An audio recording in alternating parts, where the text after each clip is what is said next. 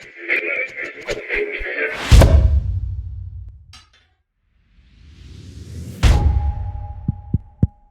this thing on?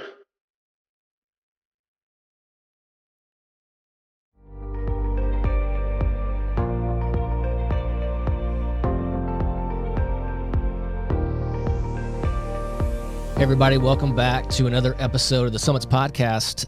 This is episode 1 of the year Deuce Deuce, as I like to call it, 2022. Hope everyone had a happy new year. Hope you guys had a good holiday season. Ours was interesting, which we'll touch on later in another podcast perhaps. For those of you out there listening on whatever medium you listen to your podcasts and those watching on YouTube, again, thanks for joining us. If you're on YouTube, make sure if you haven't subscribed, hit that subscribe button, hit the like button if you like us. You can hit the down or the thumbs down icon. Doesn't do anything anymore. That's fine. So whatever. Dislikes mean nothing on YouTube anymore, so hit it as much as you want. Comments are great. We appreciate any and all comments. Well, not all, but most. But if you have something negative to say, unload. We're always looking to improve. Today we are joined by Larra Overton. Welcome to the podcast. Thank you guys for having me. Honored to be here. Wow, honored. Well, we'll see if we're still honored in about an hour. Well, we'll check in like 30 minutes. We'll take a beat on that. Larra, why don't you do us a favor, introduce yourself, give us a little background history on yourself. Well, the title that most people would know me under probably is sports reporter and anchor. I was a long time with Fox 59 and CBS 4. I was an MC with the Indiana Pacers. My current role is reporter, host, and producer for the Indianapolis Colts, but I'm a Hoosier native. I was actually born in Louisville, Kentucky, but raised in New Albany, Indiana. Okay. Went to Indiana University, studied journalism at IU, ran track and cross country for the Hoosiers. And when I graduated from Indiana, was very fortunate to go back and work in my hometown TV market. Was hired at WDRB, Fox 41 in Louisville, and worked there for a number of years. Got a break doing sidelines for Big Ten Network right when Big Ten Network was launching, and they were really interested in having a lot of former Big Ten student athletes involved in launching the network. So I was afforded an opportunity to cover IU and Purdue sidelines, covering college football for Big Ten Network. Eventually landed a full-time sports reporting and anchor role in Terre Haute, WTWO. Okay. So I was there and then continued working for Big Ten Network, and that brought me to Indianapolis. So I've been in Indianapolis now more than 11 years. So great to call Indianapolis home, and great to have been able to navigate my career and have so many different opportunities that have allowed me to really stay within proximity to my family and where I grew up, and be able to proudly be a Hoosier and be able to be part of this wonderful community in Central Indiana. Do we have a background recording of Hoosiers by chance? You know, I think Chris lost that. Obviously with Daniel being a Boilermaker, as you guys know, and then Chris, our engineer, is also a Boilermaker. That might be a tough You brought me in to balance things out in here. I did. Didn't Yes. you? Yes. Thank you. Yeah. Well, I'll work on that. Maybe I'll sneak in late at night and get that done for us. So if you figure that out, I'll give you a check. We both know that. Right. Yeah. There we go. So New Albany. What high school did you go to? I went to New Albany. New Albany. Okay, and obviously track and cross country down there. What events were your primary events, both high school and college? I was 800, 4x4, 400, and the 3,200-meter relay when I was in high school. And then in college, 800, which evolved into the 1,500. I ran the distance medley relay quite a bit, so that middle distance was my repertoire. Yeah. I ran track 1 year in high school, freshman year. I was a sprinter, and quickly I enjoyed it, but I quickly learned I don't really have a future here. And so I was one of those kind of I did not have quickness. I had okay speed, but again, see, this is why middle distance works out really well for people like this, because so I ran the 200 and the 400, and the 200 was okay, but clearly I'd already plateaued, or peaked, whatever. 400 was better suited for me. 800 might have been too bad, but anyway, I switched to golf, and let's just say that was a very wise move. Well, there's probably a lot more longevity in your golf game than there is. You're not really just going to go on a Saturday afternoon and throw down a couple of 800s. No, I probably should, but no. Yeah, that's correct. So good IU girl. That's good to hear. Obviously, being an IU alum as well, I'm very happy to and proud to have another Hoosier on the podcast. We have, so when you ran track and cross country at IU, we have a mutual acquaintance, someone that we've talked about before. Unfortunately, someone who, based on the storyline with this podcast, unfortunately passed away in 2021, not a few months back, Dr. Andy Hipskin. Mm-hmm.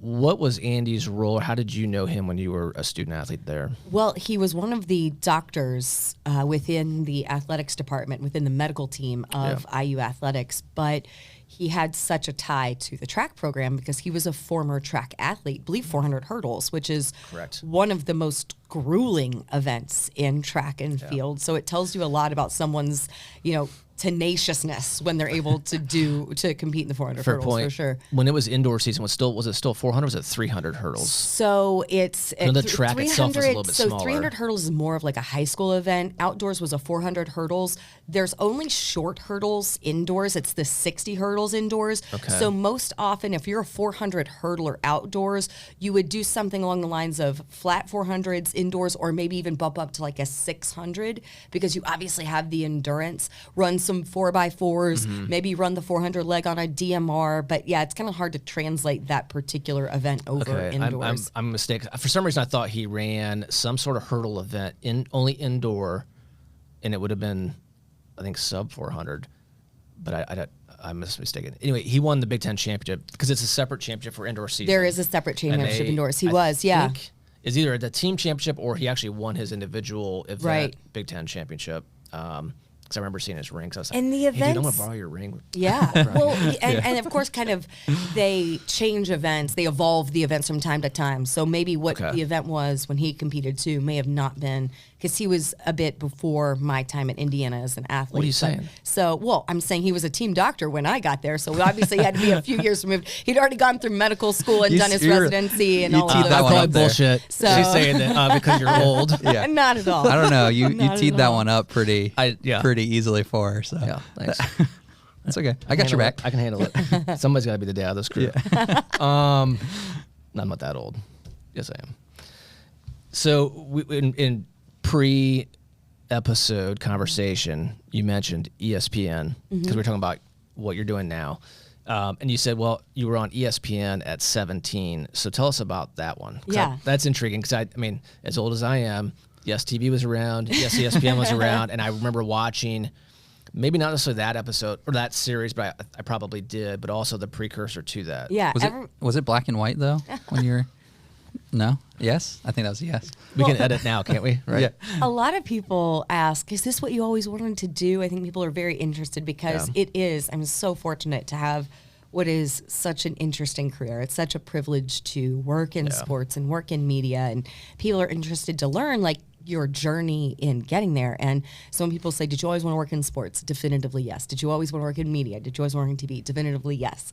And I was at 17 nominated for an award called the Wendy's High School Heisman Award, and they fly all of the finalists to New York City as part of the Heisman weekend. I mean, it was incredible. We were at the New York Athletic Club. You have all of the finalists for the Heisman Trophy there. We'll make a Purdue reference. I met Drew Brees when I was there, who was just as like lovely and wonderful as everyone said of him. And he, continued to be throughout his NFL career and now in his broadcasting career. They do these features on each of the finalists, and they of course ask what your ambitions are. And I mean, these finalists are some of the most impressive people who I'd ever been around. I mean, people with like glowing GPAs who were going to Ivy League schools and all of this, and were also accomplished athletes.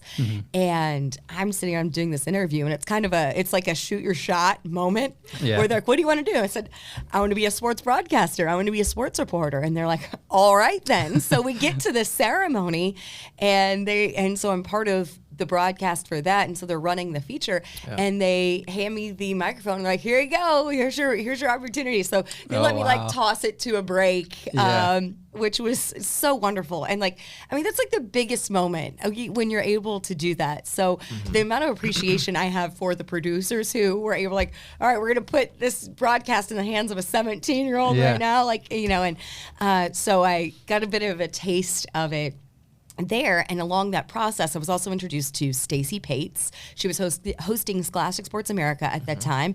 She was also, you know, working with the Pacers, and I kept in touch with Stacey, and she helped me lay the groundwork for getting internships and getting a foot in the door so many places. So indebted to her, and I have so much gratitude for her for being a mentor, one of many for me. And so I made my debut on ESPN, ended up going to Indiana, and while I was in Indiana, there was a internship and scholarship program through the Association of Women in Sports Media, and very competitive internship to be a production assistant for the summer at ESPN.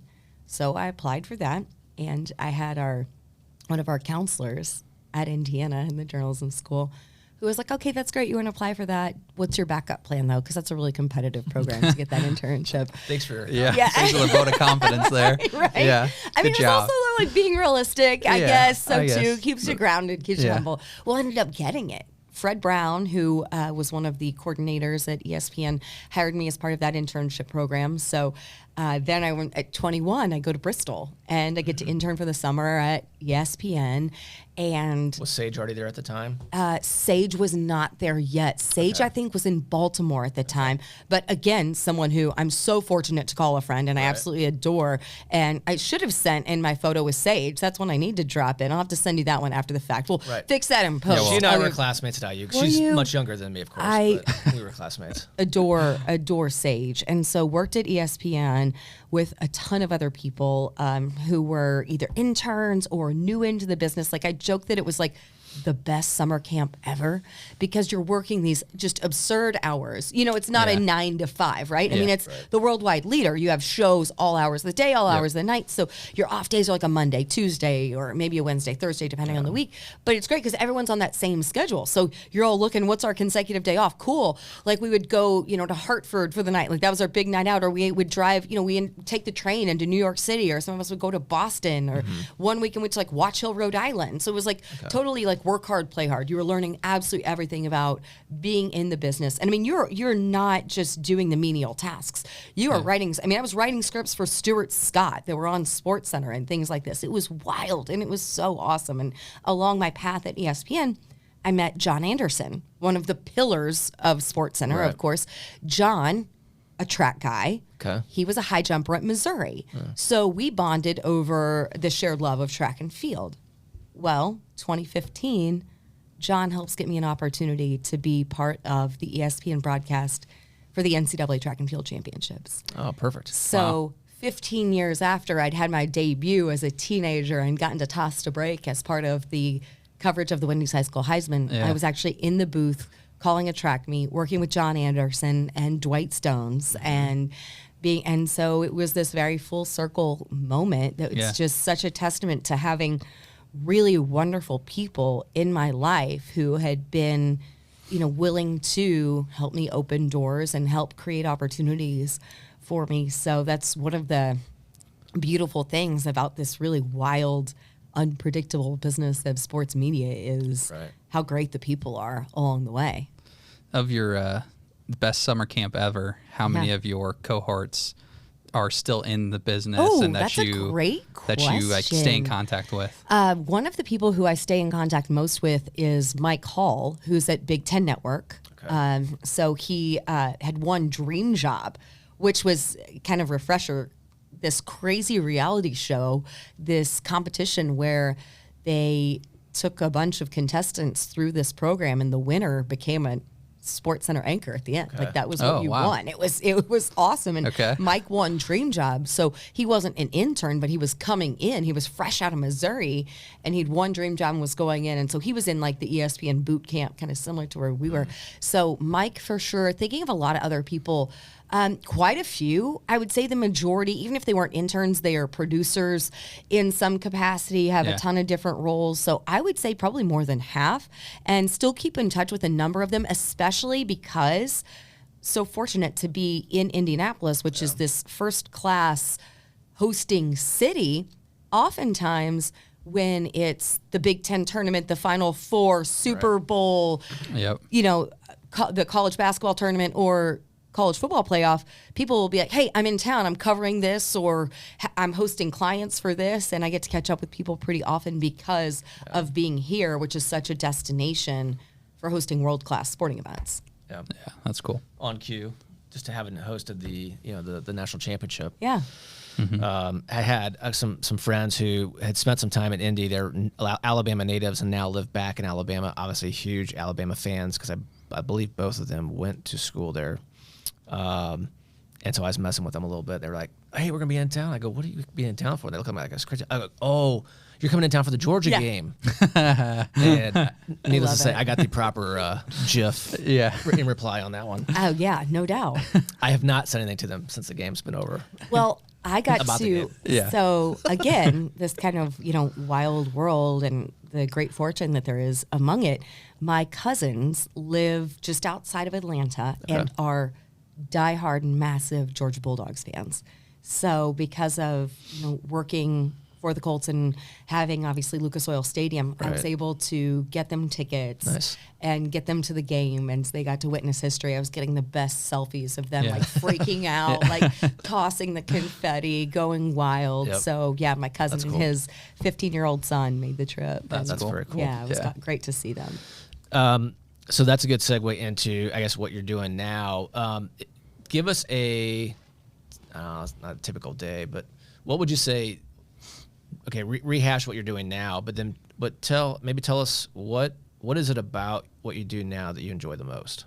Oh, that's such a great question. So I have been with the Indianapolis Colts since 2019. Okay. Started just before training camp of 2019, and it's kind of a balance of in-season and out-of-season roles is the best way to describe my role and exactly what I do. So year-round, I host our podcast, Colts Official Podcast, but in-season, pre-season, I'm doing our TV broadcast, sideline reporting.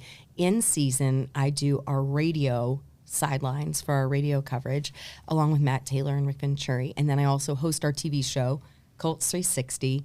So we're doing all of that, like TV, radio, Colts.com, all of that content. But in addition to the on-air role, I'm also helping to produce for all of our original content that we're doing over the course of the season as well. We have a series called Director's Cut, where we have players break down significant plays throughout the season. So working with our production team on those. And then out of season, it's really immersed in the producing role. I would say it's almost 50-50 in season.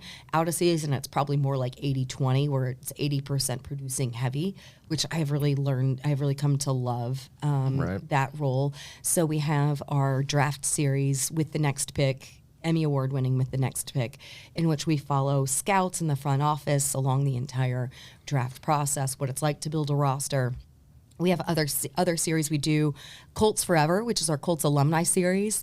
We have gone and caught up with guys like Jeff Saturday and Hunter Smith about what their lives are like, and reminiscing on their careers playing for the Colts, but then also what they're doing now and how their Colts careers impacted their journeys.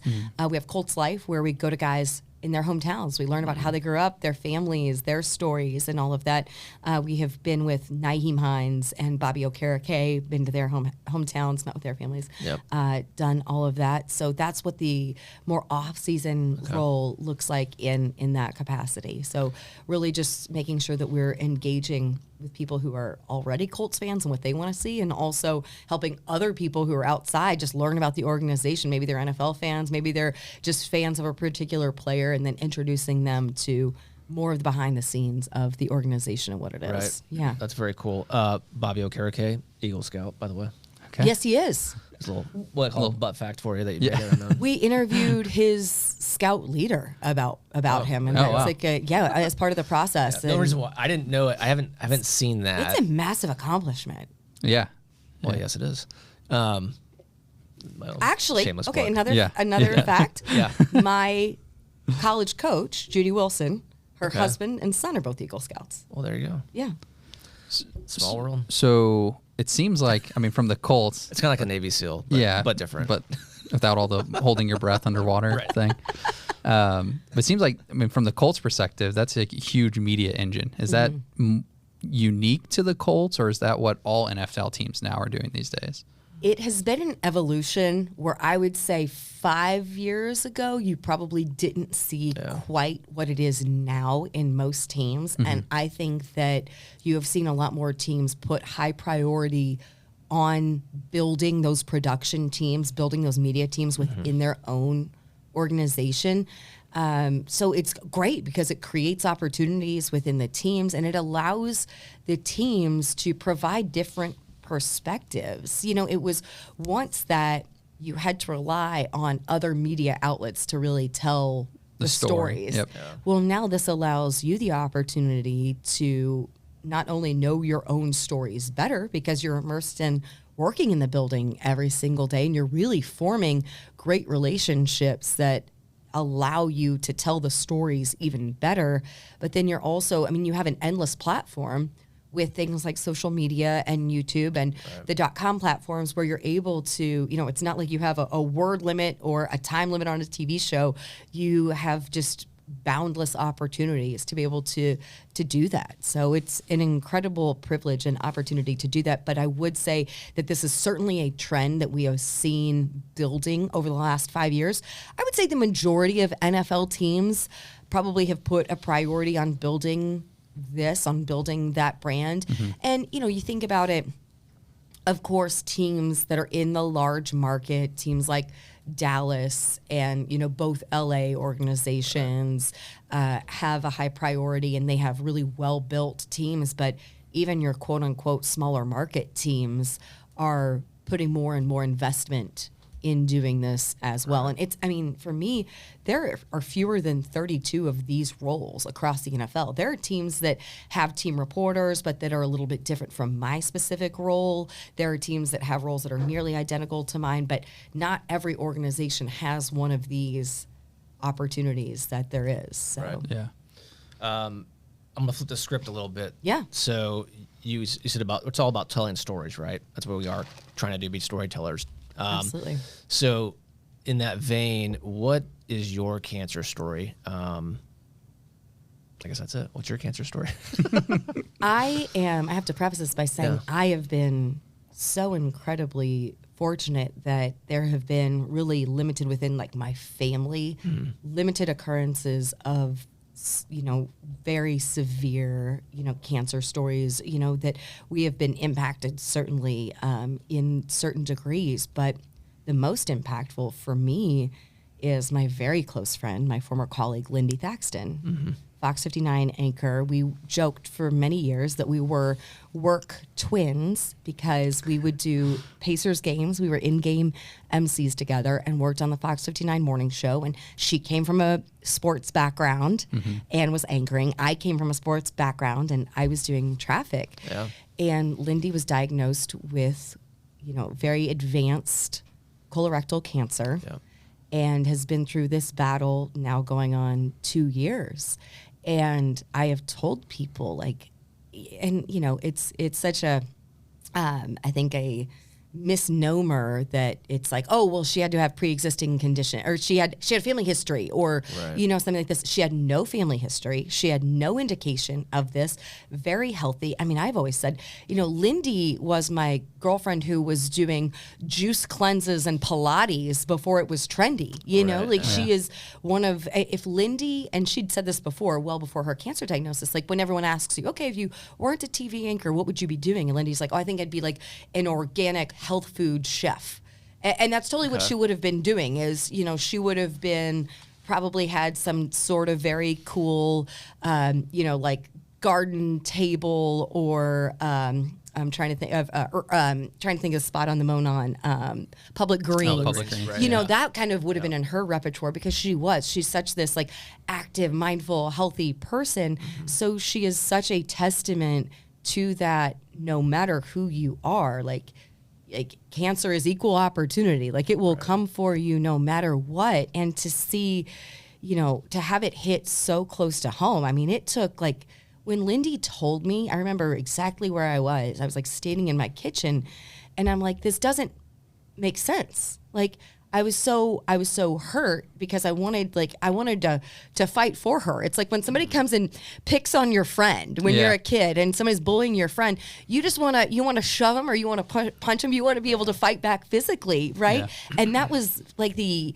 response I had was, how do we fight this? What can I do? How do I stand up for my friend? How do I battle for my friend? Because this is so unfair. She's, a mom, and she is so career driven. I mean, this is a woman who was getting up at 2:00 in the morning, working her shift at Fox 59, and then going over and doing PA at IMS. And she's so well respected, and she is a friend to everyone. And I knew that she, if it were a situation that anyone else had that same news, Lindy would have been the first one saying, how do I help you? What do you need? What do you need me to do for you?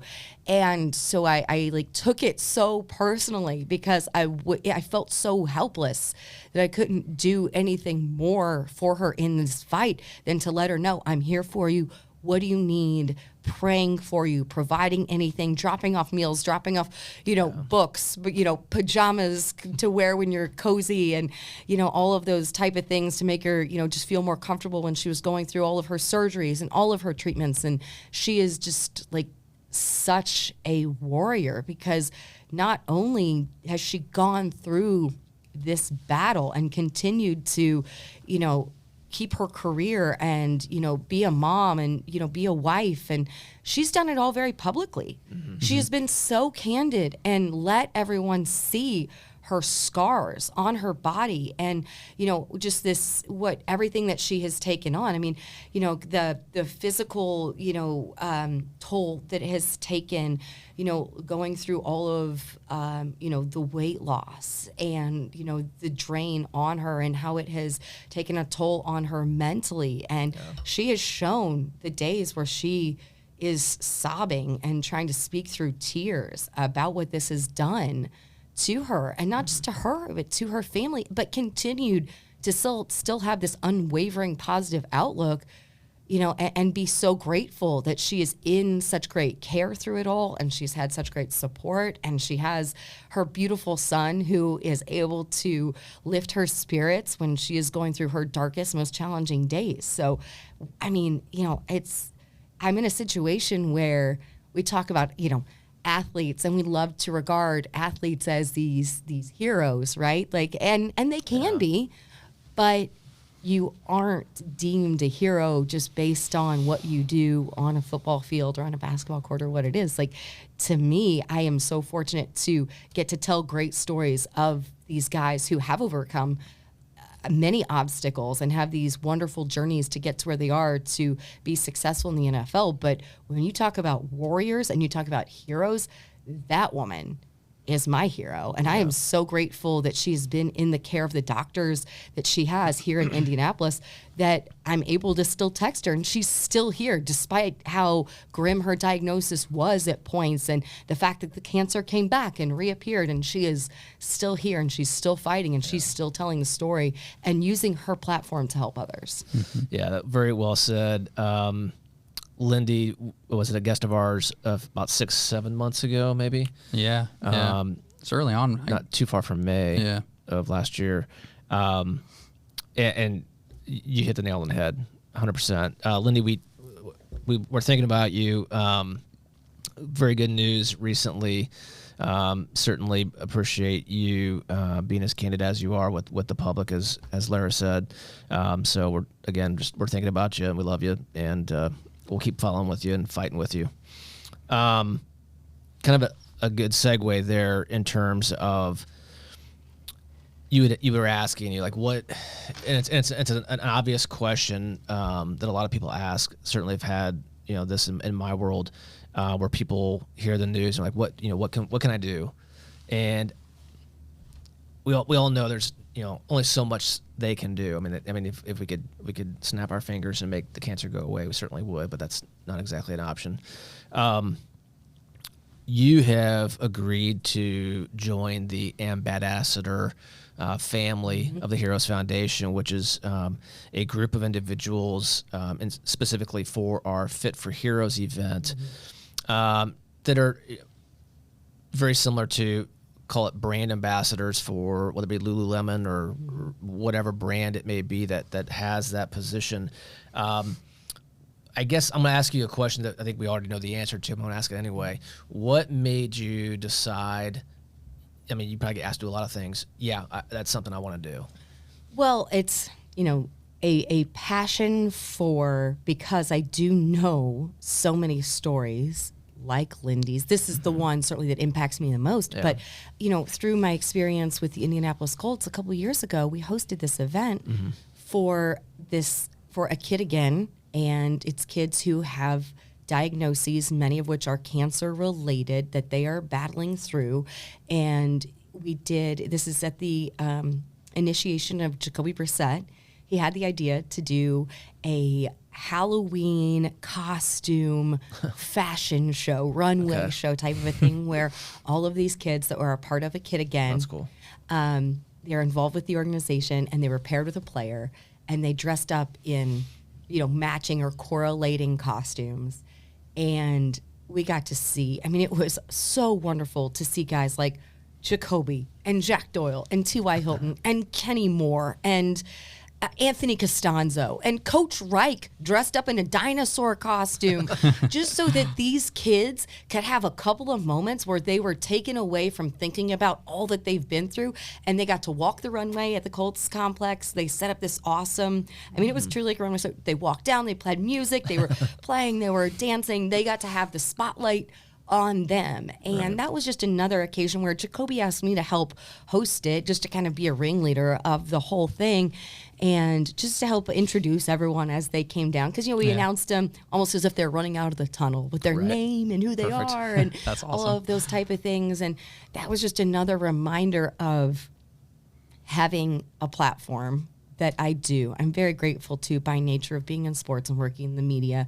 You have a certain reach and you have a certain platform that you're able to connect with people. And this is a cause that is so important to me because it impacts everyone, regardless of your demographic, regardless of, your background, whatever it is. It is something that impacts most people. So for me to be able to do whatever I can, to be so fortunate to have this platform, how can I raise awareness? How can I raise money? How can I connect people with stories that might help them? How can I introduce someone to Lindy's story? Her maybe just went through a similar diagnosis, and maybe her story gives that person hope. Or maybe her story and her talking about the doctor, she saw, wow, maybe that person's able to reach out with that doctor, or whatever it is. There is such a power of storytelling, and that's why I love my job. But that is why I love being involved with this organization, is to hopefully spread these stories of positivity that there are, and to have an impact. Because in those situations, we do feel we are so useless. It's like, oh my gosh, well, if you have millions and millions of dollars, maybe you make a donation or to do whatever it is. Or if you are fortunate enough to be much smarter than I am, and you're one of those doctors who can treat these patients who are battling with these illnesses, well, what can I do? Well, I think my skill set lends itself to helping connect and helping to share the stories. And, I'm very passionate about fitness as well. I have a track and field, background. Right. And so there is a component of obviously this that is connected with fitness. And that is something that too, I know helped, I've heard Lindy talk about just her ability on the days that she felt good enough to get outside and take a walk, and how much that helped just her mental state. So, helping people be aware of too, of the fitness component, the overall wellness component that there is to it as well. Yeah. You hit another topic that is kind of ties into Fit for Heroes. So, as Larra said, cancer can affect anyone. There are certain aspects of cancer prevention, which is being an active, healthy lifestyle, whether it's, working out, eating right, etc. But sometimes cancer shows up anyway. I can certainly attest to that. And Fit for Heroes is an event that promotes that those aspects, those prevention aspects, through active lifestyles. And we started out as a spin-a-thon, and that's still a huge component of it. However, we quickly realized, not everybody rides a bike. Not everybody does spin bike stuff. There's a whole array of activities people can do to get their butts off the couch. And Daniel and I, and I don't know, give or take a dozen other guys, honestly, we did a golf thing last year because it was all virtual.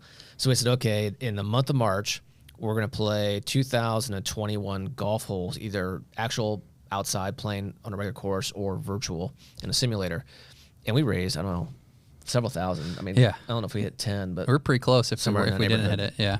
So we're going to do it again. We got even more people involved. So that's the whole point. And really what we're trying to do with Fit for Heroes is take this thing up a notch to the point of, why can't this be a statewide movement or a statewide campaign? So whether you're New Albany to South Bend, even West Lafayette, and naturally Bloomington, God's country, we will band together as Hoosiers, regardless of what your college affiliation is, because cancer doesn't give a shit if you're a Boilermaker or Hoosier or Irish or what have you.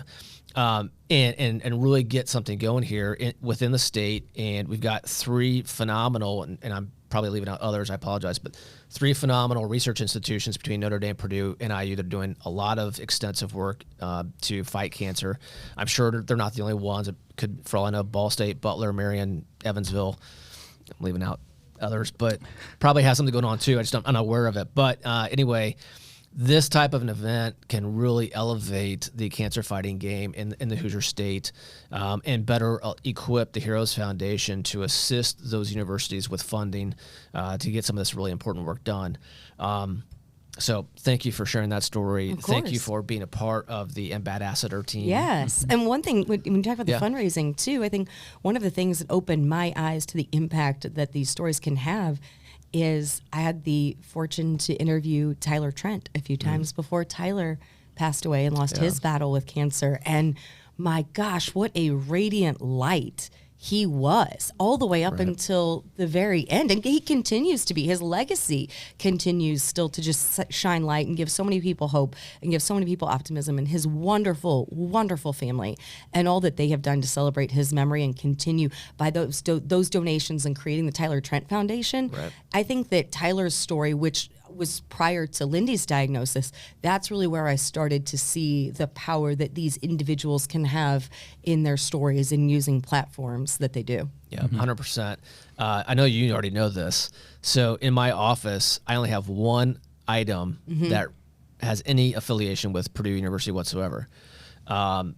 By design, somewhat. Yeah. Is it the bobblehead? And it is the Tyler Trent bobblehead. And I'll tell you what, it is sitting there front and center on my shelf of other stuff. I love it. It's great. I have no qualms with that one whatsoever. I know, and it's one of my favorite pictures I have, and I remember too. Like, I loved it when I reached out to Tyler via Twitter. Sent him a direct message and asked him about, hey, we would love to come and tell your story and do an interview. And he's so witty, and he was such a talented writer. Like, if you go back and you read some of what he did, he said. He's like, I'd be honored, even though you are a Hoosier. Like, it was so great. Like, nice. I mean, just like the quip in there, right? I love it. I mean, the battle, that rivalry, like, knows no bounds. So I appreciate it. I'm like, all right, we're going to get along just fine. That's perfect. All right. Well, in closing, thanks again for joining us today. Yeah, thank you guys for having me. I appreciate you inviting me on and having me as part of the program. It's so exciting, and I've been able to go to the gala before, so I've had a bit of an introduction. So to have an active role is truly such an honor. Well, thank you. We appreciate that. Everyone out there, thanks for joining us today. Thanks for listening in on wherever you listen to your podcasts. Thank you for watching on YouTube. Again, folks, if you have not already done so, please hit that like button, the subscribe button, and your little notification bell there so you can be alerted when new episodes drop. Thanks again. Have a happy new year and best of luck in 2022. Go Hoosiers and beat cancer. That pains Chris so bad to play that right now.